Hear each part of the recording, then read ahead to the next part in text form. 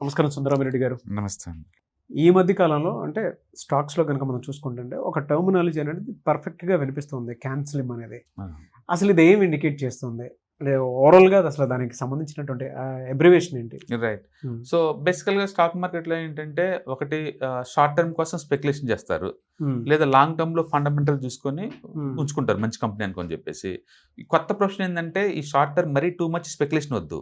హ్మ్. మరీ too much long term వద్దు. లాంగ్ టర్మ్‌లో కొన్ని సైకిల్ డౌన్ అవుతుంటాయి కదా! అయి వద్దు మనకి. హ్మ్. హ్మ్. అందుకు 2 కలిపి టెక్నో ఫండ్ అని వచ్చింది ఒక ఫీల్డ్. ఓకే. టెక్నికల్‌గా ఉండాలి, ఫండమెంటల్ బాగుండాలి. హ్మ్. అంటే ఫండమెంటల్ బాగుండాలి. షార్ట్ టర్మ్ కోసం టెక్నికల్ కూడా బాగుండాలి. హ్మ్. ఈ 2 కంబైన్ చేస్తే దాన్ని టెక్నో ఫండా అంటారు. ఓకే. ఎవరైనా టెక్నో ఫండ్ ఫార్ములా ప్రకారం మన స్టాక్స్‌ని పిక్ చేయాలనుకోండి, అది ముందు ఫండమెంటల్ సౌండ్ అయి ఉండాలా. హ్మ్. ఇంతకీ ఆ హ్మ్. ఫండమెంటల్ సౌండ్ ఎలా మెజర్ చేస్తారు అంటే, హ్మ్. ఒకటి క్యాన్సిలింగ్ అనే పదం ఉంది. ఆ సి అనేది ఏందంటే current earnings. Okay. Current quarterly earnings. Average మీద 25% చొప్పున పెరుగుతుండాల. 25%. అంటే హ్మ్. ఫాస్ట్ గ్రో అయ్యే కంపెనీ కదా! అవునవునవును. అది ఫాస్ట్ గ్రో అవుతుందది. సో, హ్మ్. కరెంట్ క్వార్టర్లీ ఎర్నింగ్స్ 25% చొప్పున పెరుగుతా ఉండాలి. యాన్యువల్ ఎర్నింగ్స్ హ్మ్. అది కూడా ఎవ్రీ ఇయర్ పెరుగుతూనే ఉండాల. హ్మ్. హ్మ్. అంటే క్వార్టర్లీ పెరుగుతుండాలి కంపెనీ హ్మ్. అండ్ ఇయర్లీ పెరుగుతా ఉండాలి. సో, హ్మ్. నేచురల్‌గా అది గ్రోత్ కంపెనీ కదా! అవును. అంటే ఫాస్ట్‌గా అసెట్స్ క్రియేట్ చేస్తుంది కదా! అవును. కాబట్టి మీరు ఫాస్ట్‌గా అసెట్స్ క్రియేట్ చేసే కంపెనీ పట్టుకోవాలని అర్థం. హ్మ్. ఎన్ అంటే హ్మ్. న్యూ ప్రొడక్ట్స్ నిరంతరం లాంచ్ చేయాలి. ఓకే. ఎందుకు లాంచ్ చేయాలంటే కస్టమర్ టేస్ట్ మారుతా ఉంటాయి. హ్మ్. కస్టమర్ టేస్ట్ మారక ముందే వాడికి కావాల్సింది మనం డిజైన్ చేసామనుకోండి మన దగ్గర కొంటారు. అవునవును. కొత్త సేల్స్ వస్తుంది. ఇప్పుడు కొడక్ కెమెరాస్ ఫోన్‌లో ఫ్రీగా వస్తుంది కాబట్టి కంపెనీ కొలాప్స్ అయిపోయింది. మంచి కంపెనీ. అవును. కానీ జీరో అయిపోయింది. హ్మ్. అంటే దాని మీనింగ్ ఏందంటే కొత్త కంపెనీ అయినా సరే కస్టమర్ అవసరాలకు తగ్గట్టు మాడిఫై అవ్వాలి తప్ప అంతే ఉండకూడదు. హ్మ్. 4జీ ఇప్పుడు మంచి కంపెనీ. ఒక 2 ఇయర్స్ తర్వాత 6జీ వస్తే ఇది పనికిరాదు. అవును. అంటే కంపెనీ వాళ్ళు మనకన్నా ఫాస్ట్‌గా 4జీకి, 5జీకి, 6జీకి మారుకుంటూ పోవాలి. హ్మ్. మనకు కావాల్సింది అందించాలి. అందుకని యాపిల్ లాంటోళ్ళు ఎవ్రీ ఇయర్ ఎందుకు కొత్త ప్రొడక్ట్ లాంచ్ చేస్తారు అంటే, హ్మ్. కొత్త టేస్ట్ తగ్గట్టు, కొత్త రిక్వైర్మెంట్స్ తగ్గట్టు, కొత్త టెక్నాలజీ చేంజ్ తగ్గట్టు డిజైన్ చేస్తా ఉంటారు. హ్మ్. అందుకని ఒక మంచి company means every year new products launch చేస్తా ఉండాలి. హ్మ్. అది ఎన్ అంటే. సీఏఎన్ అంటే క్వార్టర్లీ ఎర్నింగ్స్ పెరుగుతా ఉండాలి. అండ్ ఇయర్లీ ఎర్నింగ్స్ పెరుగుతా ఉండాలి. కొత్త ప్రొడక్ట్‌లు నిరంతరం లాంచ్ చేస్తా ఉండాలి. హ్మ్. ఇది ఎస్ఐ అంటే సప్లైకి, డిమాండ్‌కి మిస్ మ్యాచ్ అవుతా ఉండాలి. అంటే హ్మ్. వీళ్ళు ఆఫర్ చేసే స్టాక్స్ తక్కువ ఉండాలి. ఎక్కువ ఉండకూడదు. హ్మ్. హ్మ్. ఎక్కువ హ్మ్. స్టాక్స్ ఉన్నాయనుకోండి స్టాక్ రేట్ మూవ్ అవ్వదు. తక్కువ అవును. స్టాక్స్ ఉంటే కంపెనీలో కొనేవాళ్ళు ఎక్కువవుతుంటారు. డిమాండ్ పెరుగుతుంటదనమాట. హ్మ్. అందుకని తక్కువ స్టాక్స్ ఉన్న కంపెనీలు అంటే తక్కువ ఈక్విటీ ఉన్న కంపెనీస్‌నే మనం హ్మ్. చూజ్ చేసుకోవాలి. హ్మ్. అందుకని ఫండమెంటల్ సౌండ్ ఉన్నా సరే ఎక్కువ స్టాక్స్ ఉన్న కంపెనీలు మనం అడుగుపెట్టకూడదు. వాటికి డిమాండ్ ఉండదనమాట. హ్మ్. అందుకని కంపెనీలో తక్కువ స్టాక్స్ అవైలబిలిటీ ఉంటుంది చాలా ఇంపార్టెంట్. అది ఎస్ అనమాట. ఎల్ అంటే లీడర్ అనమాట. ఆ సెగ్మెంట్‌కి వీడు లీడర్ అయి ఉండాలి. అంటే ఆ ఏరియాలో వీడు లీడింగ్ తీసుకుంటా ఉండాలి. హ్మ్. వాళ్ళున్న ఏరియాలో అంటే ఆ సెక్టార్‌లో వీళ్ళు లీడర్‌లై ఉండాలన్నమాట. ఐ అంటే ఇన్‌స్టిట్యూషన్స్ అడుగుపెట్టి ఉండాలి దాంట్లో. ఎందుకంటే వాళ్ళు లేకపోతే బల్క్‌లో ఎవరు కొనేవాళ్ళు ఉండరు. ఒక హ్మ్. స్పాంజ్ గనుక వాటర్ సక్ చేసినట్టు హ్మ్. ఒక ఇన్‌స్టిట్యూషన్‌లో అడుగుపెట్టాడనుకోండి, రిటైల్ దగ్గర ఉన్న స్టాక్స్ మొత్తాన్ని లాగేసుకుంటారు. హ్మ్. అప్పుడు డిమాండ్ క్రియేట్ అవుద్ది దానికి. రేపొద్దున ఎవరైనా కొనాలన్నా స్టాక్స్ లేవు అక్కడ. అంటే అర్థమైందండి. మ్యూచువల్ ఫండ్స్ పెద్దగా అమ్మరు ఇంక వాళ్ళు. ఒకసారి కొంటే అమ్మరు అంత ఈజీగా. హ్మ్. అందుకని డిమాండ్ క్రియేట్ అవుతది.